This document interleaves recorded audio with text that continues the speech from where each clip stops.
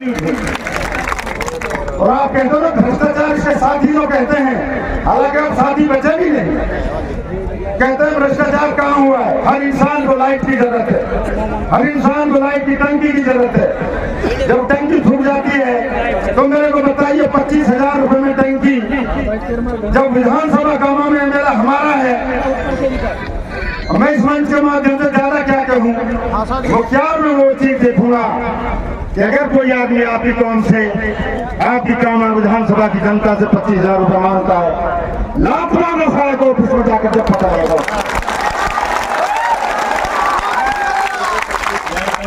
आपने एमएलए बहुत चुने हैं, वाजिब अली आपने कामा से चुना, आप उसके कार्यकाल को देख लीजिए, वो आपका ही भाई है। ना किसी की मोटरसाइकिल का गलत चालान, ना किसी की बोलेरो का गलत चालान, जबकि एसपी एक है, एडिशनल एसपी एक है, डिप्टी एक है। फिर दोनों थानों में अंतर क्यों है? नगर विधानसभा में कोई नियम नहीं रुक सकता, कामा विधानसभा की पुलिस नियम को क्यों रुकती है? ये विधायक का अंतर है, दूसरा अंतर नहीं है। तो मैं आपसे इतना कहूंगा, क्योंकि वक्ता इसमें बहुत है, इनके पास केवल वो लोग बचे हैं अब, क्योंकि जो जिला पार्षद कांग्रेस से जीते हैं, कहीं न कहीं वो कांग्रेस को लेकर उसके साथ खड़े हैं। जो लोग सदस्य कांग्रेस से जीते हैं कामा विधानसभा में, आपके ही हैं, ये 2-4 लोग उनके पास हैं।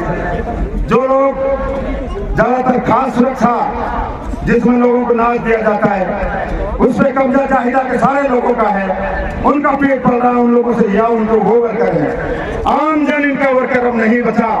मैं आपको ये बता दूं, कामा विधानसभा में पहला चुनाव देख रहा हूं मैंने 1993 का चुनाव चौधरी तैयब हुसैन का देखा था। मेरी काफी उस टाइम इतनी समझ थी कि मैं उस चुनाव में काम करा। 1993 में आगमन हुआ था इस परिवार का, बड़ा गहराई से सुने इस बात को। 1993 में चौधरी तैयब हुसैन का पैर कामा विधानसभा में पड़ा था। 1993 में जीत आपने उसको दी, 1998 में जीत आपने उसको दी, सन 2003 में इनकी हार हुई, सन 2008 में इनकी जीत हुई, सन 2013 में ये परिवार हारा, और सन 2018 में ये परिवार पुणे जीता। ये कार्यकाल 30 साल का कार्यकाल है इस परिवार का। मुझे आप लोगों की हिम्मत से, दुआओं से, आपके इंकलाब से ये महसूस हो रहा है 30 साल के बाद इस परिवार की विदाई निश्चित तय है। ये मैं नहीं करा सकता।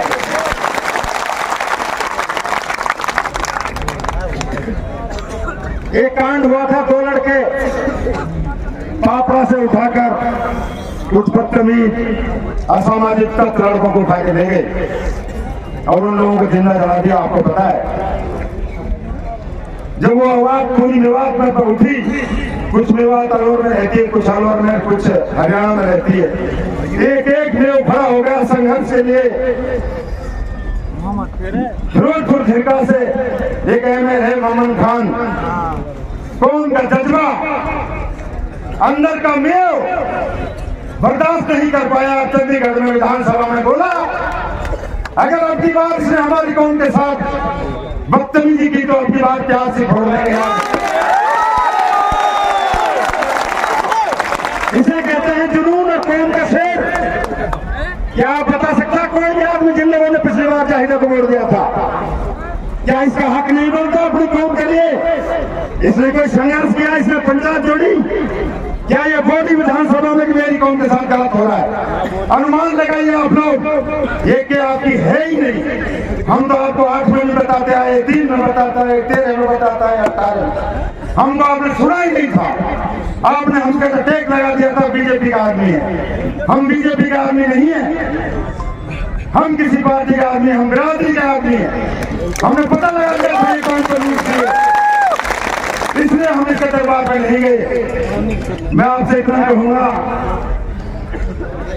और एक नई बात और सुनने से कार्य करता हूं द्वारा कि ये चुनाव मौलवियों के द्वारा तैयार किया गया है। इसमें दुआ हो रही है, मस्जिद में लोग एकता में बैठे हैं, उनके लिए एक सरपंच है मक्कू, जिसका गांव है कठोल से, सरपंच है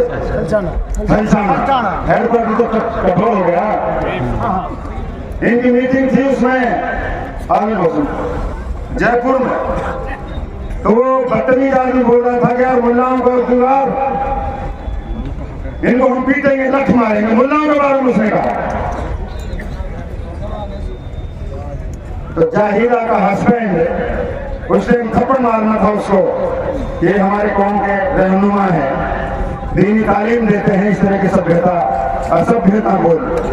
उसने पता कहा अब की बार इनको बोरी को फाड़ दो, बोरी को, बोरी। ये इतने बदतमीज शब्द इस्तेमाल किए हैं। काम और विधानसभा के लोगों, इनको समझाओ, इनके घर पे जाके कोई आदमी बचा है तो अगर मौलानाओं को आगे ज्यादा छोड़ा इन लोगों ने तंग किया तो ऐसा ना हो कि कोई ऐसी कसम खा ले ये मौलाना ऐसा के जनाजे की नमाज के लिए तैयार कोई ना।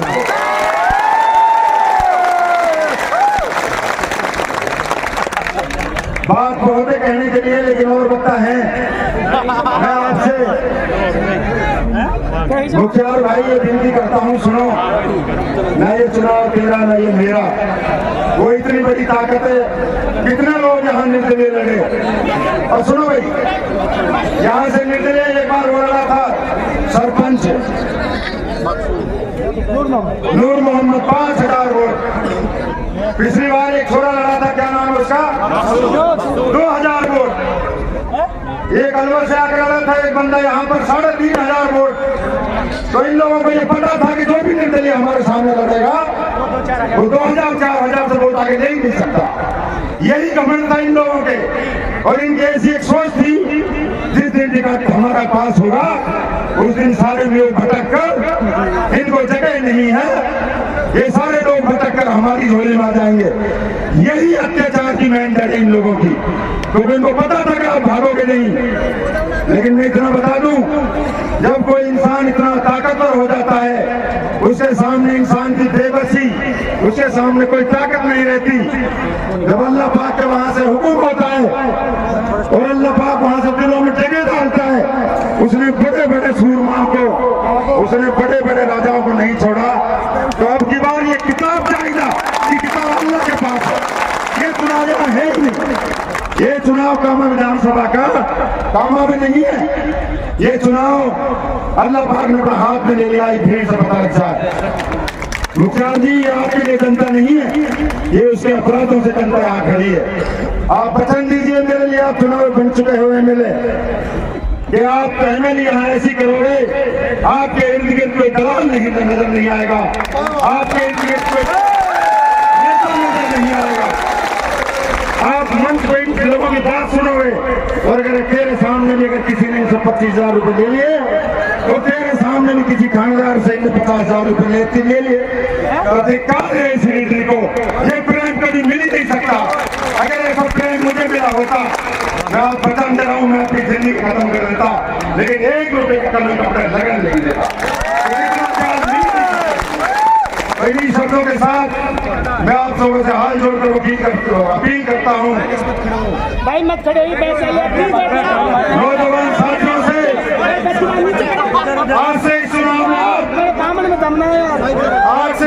में आप बलोरों में सफर नहीं करेंगे। अपनी अपनी मोटरसाइकिल उठाओ और अपने अपने खर्चे से इलाके में चले जाओ और अपनी जीत को हासिल कर लो।